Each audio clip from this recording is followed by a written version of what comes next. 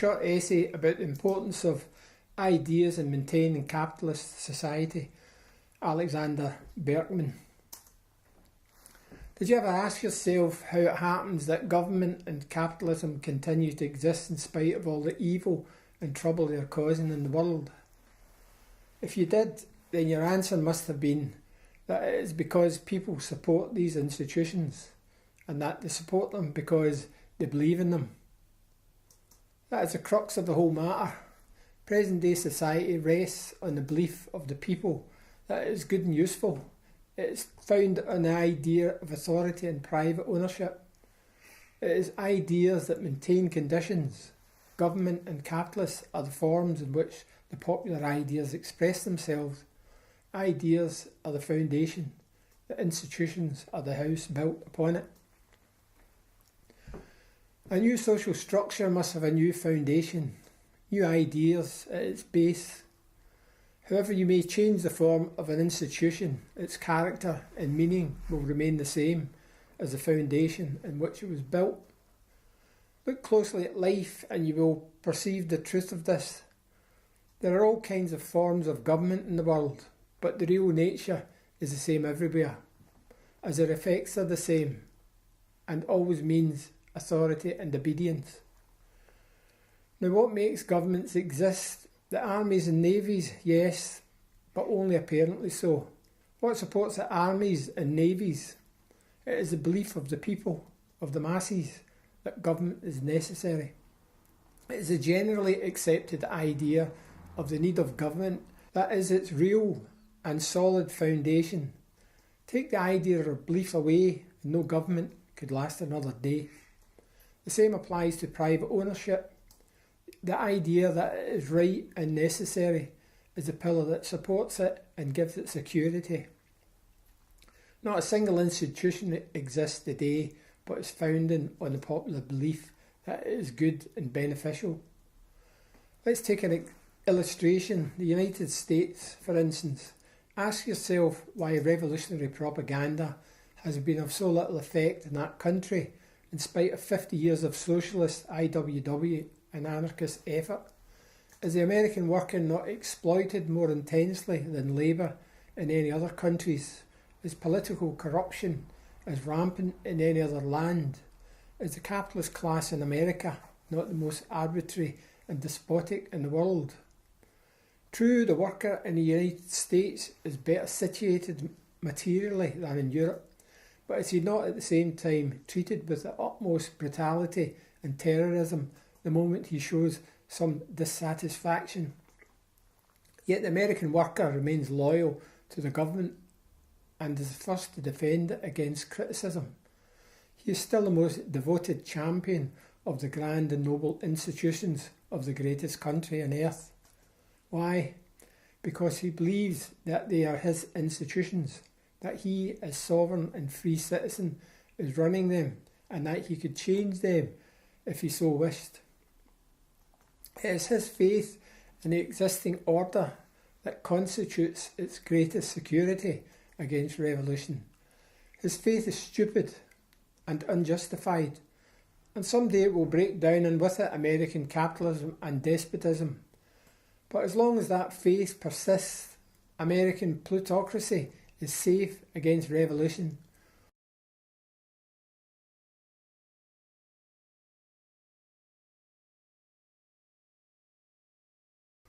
As men's minds broaden and develop, as they advance to new ideas and lose faith in their former beliefs, institutions begin to change and are ultimately done away with.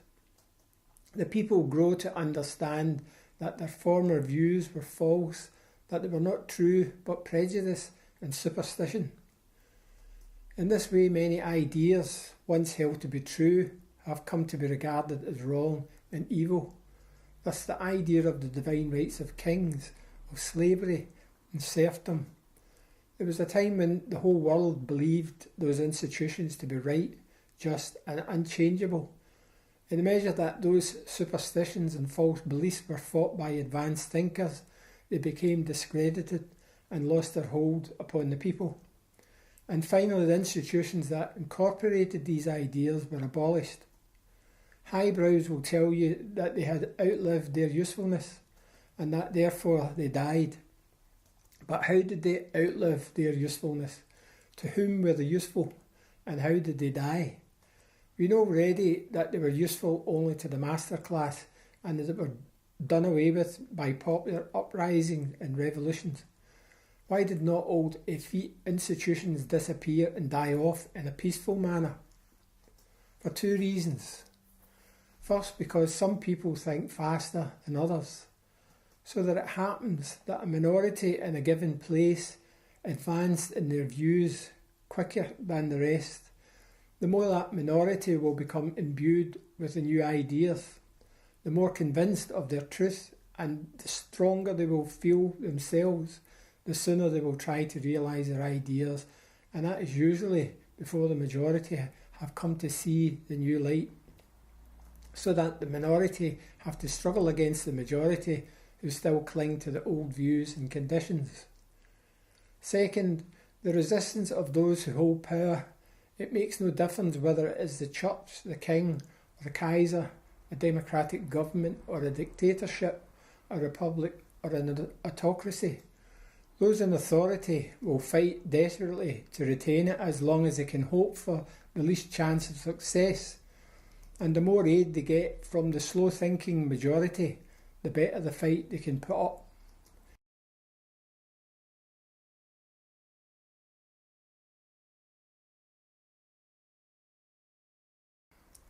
Hence the fury of revolt and revolution. The desperation of the masses, their hatred of those responsible for their misery, and the determination of the lords of life to hold on to their privileges and rule, combine to produce the violence of popular uprisings and rebellions. But blind rebellion without definite object and purpose is not revolution. Revolution is rebellion, become conscious of its aims. Revolution is social when it strives for a fundamental change.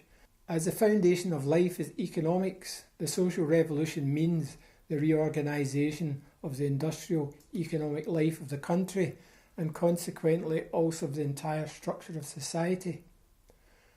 But we have seen that the social structure rests on the basis of ideas, which implies that changing the structure presupposes changed ideas.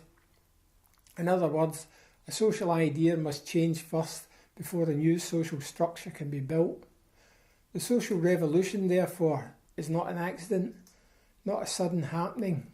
There is nothing sudden about it, for ideas don't change suddenly, they grow slowly, gradually, like the plant or flower. Hence the social revolution is a result, a development, which means that it is evolutionary.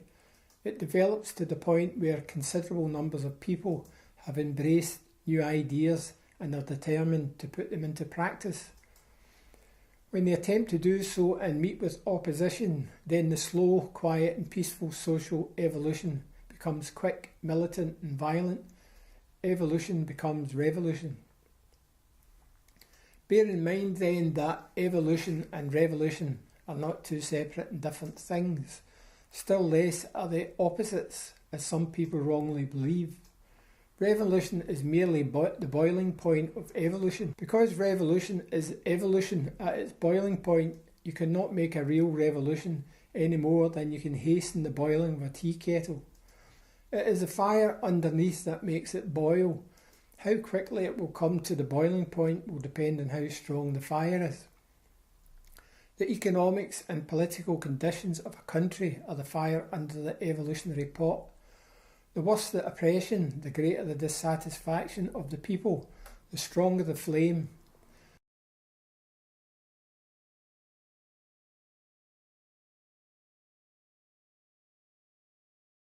This explains why the fires of social revolution swept Russia, the most tyrannical and backward country, instead of America, where industrial development has almost reached its highest point, and that in spite of all the learned demonstrations of Karl Marx to the contrary.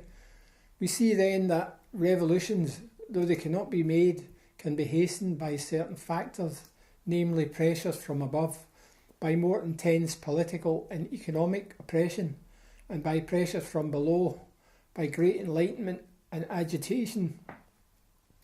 These spread the ideas they further evolution and thereby also the coming of revolution. But pressure from above, though hastening revolution, may also cause its failure, because such revolution is apt to break out before the evolutionary process has been sufficiently advanced. Coming prematurely, as it were, it will fizzle out in mere rebellion, that is without clear conscious aim and purpose. At best, the rebellion can secure only some temporary alleviation. The real cause of the strife, however, remain intact and continue to operate to the same effect, to cause further dissatisfaction and rebellion.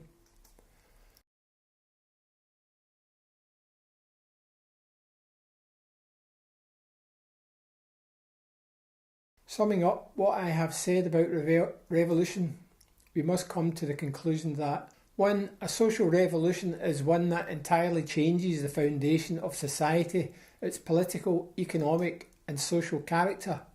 2. Such a change must first take place in the ideas and opinions of the people, in the minds of men.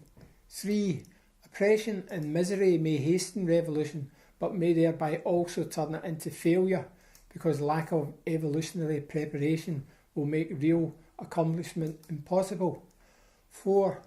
Only that revolution can be fundamental and social and successful, which will be the expression of a basic change of ideas and opinions.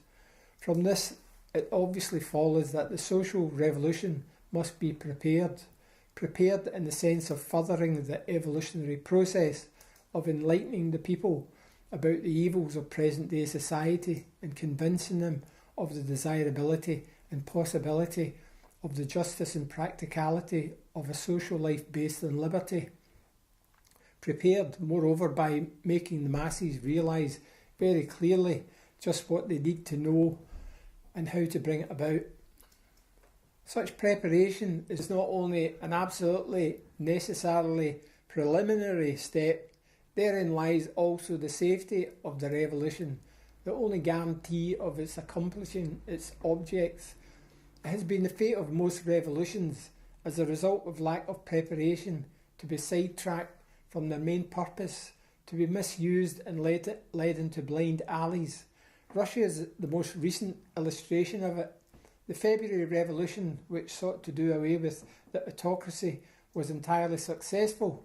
The people knew exactly what they wanted, namely the abolition of the Tsardom.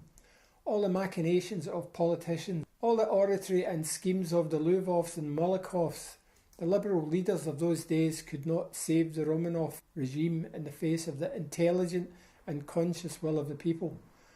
It was this clear understanding of its aims which made the February Revolution a complete success, with, mind you, almost no bloodshed.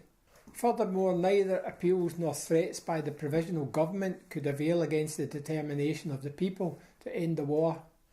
The armies left the fronts and thus terminated the matter in their own direct action. The will of a people, conscious of their objects, always conquers. It was the will of the people again, their resolute aim to get hold of the soil, which secured the peasant the land he needed. Similarly, the city workers, as repeatedly mentioned before, possessed themselves of the factories and of the machinery of production. So far the Russian Revolution was a complete success, but at the point where the masses lacked the consciousness of definite purpose, defeat began. That is always the moment when politicians and political parties step in to exploit the revolution for their own uses or to experiment their theories upon it. This happened in Russia as in many previous revolutions. The people fought the good fight, the political parties fought over the spoils to the detriment of the revolution and to the ruin of the people. This is then what took place in Russia. The peasant, having secured the land, did not have the tools and the machinery he needed. The workers, having taken possession of the machinery and factories, did not know how to handle them to accomplish this aims.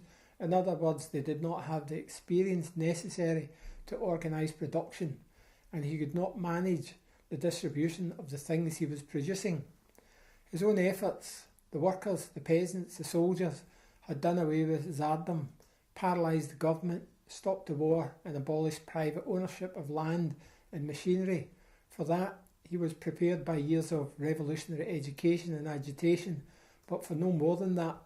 And because he was prepared for no more, where his knowledge ceased and definite purpose was lacking, there stepped in the political party and took affairs out of the hands of the masses who had made the revolution.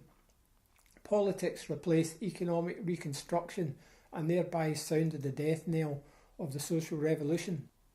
For people live by bread, by economics, not by politics. Food and supplies are not created by decree of party or government. Legislative edicts don't till the soil. Laws can't turn the wheels of industry. Dissatisfaction, strife and famine came upon the heels of the government, coercion and dictatorship. Again, as always, politics and authority proved the swamp in which the revolutionary fires extinguished. Let us learn this most vital lesson. Thorough understanding by the masses of the true aims of revolution means success. Carrying out their conscious will by their own efforts guarantees the right development of the new life. On the other hand, lack of this understanding and of preparation means certain defeat, either at the hands of reaction or by the experimental theories of would-be political party friends. Let us prepare then.